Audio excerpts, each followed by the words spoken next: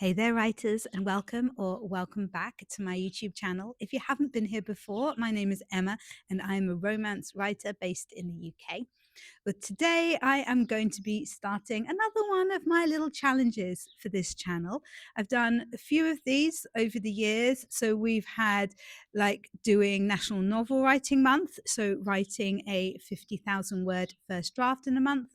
We have done completely planning, writing, and publishing a book in a month. That was a fun one. We've also done writing the first draft of a book completely on my phone. What I am going to be working on for the next couple of months, though, is actually getting to the crux at what really, really frustrates me about myself when it comes to writing. So, first of all, I should preface this by saying I am still full of cold, so I'm sorry if I'm a little nasally. I feel pretty rubbish, but it has been about a week and a half now, and so I've just decided to ignore my symptoms and move on with life. You may also hear noises around me. That is my dog Paris, who has decided to join me today in the garden while I film. So he'll no doubt pop out from behind me every now and again.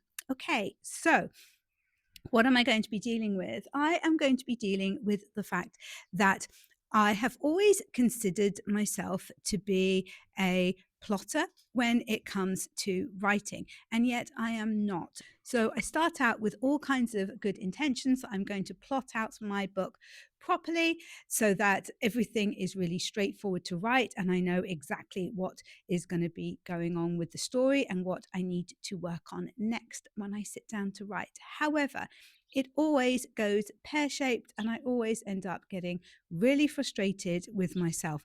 Around the 15 to 20,000 word mark is normally where this happens, because I've kind of plotted out the first bit of the book, and then I'm just kind of like, yeah, and then stuff happens and they live happily ever after. So I have just finished writing what I believe is my 13th romance book. We're probably like 19 or 20 stories, all in all, including children's picture books and nonfiction for writers. Oh, and I've written a Regency as well, so we may actually be on 20 or 21.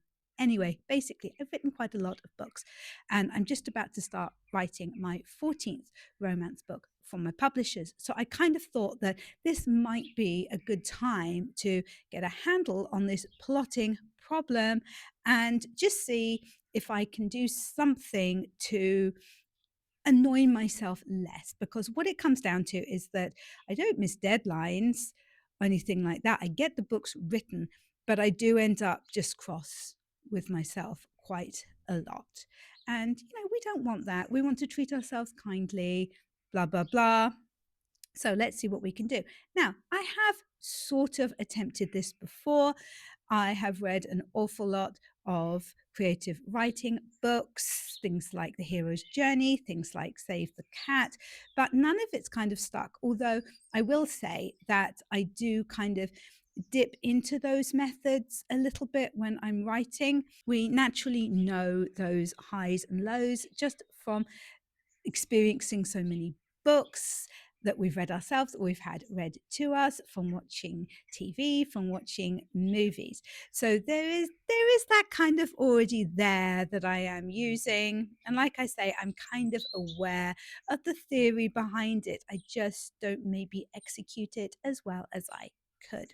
So this is the plan. My friend Thomas J. Beleza, who has a YouTube channel, and you really, really must check it out if you haven't already, because he really, really knows his stuff when it comes to writing. And he has many, many videos out every week, and it is well worth checking out. Anyway, Thomas has just released this book, The 27 Plot Point Outline.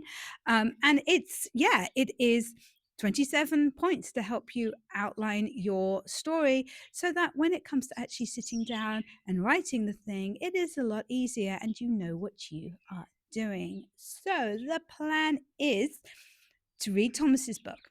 Then I plan to talk to Thomas about the book and about the method so that we can argue out anything that I'm going to be difficult about, which you can pretty much guarantee that there's going to be stuff that I'm going to be difficult about.